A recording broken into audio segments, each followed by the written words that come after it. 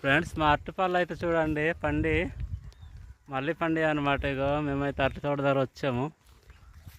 ఇక ఒక 4-5 పండి చూడండి. ఇప్పుడైతే ఇవి నరుగుతాం.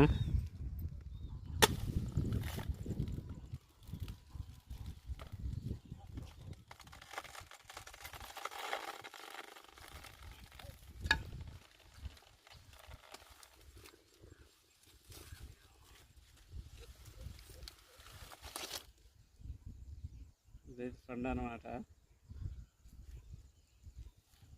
ఇదో పండింది.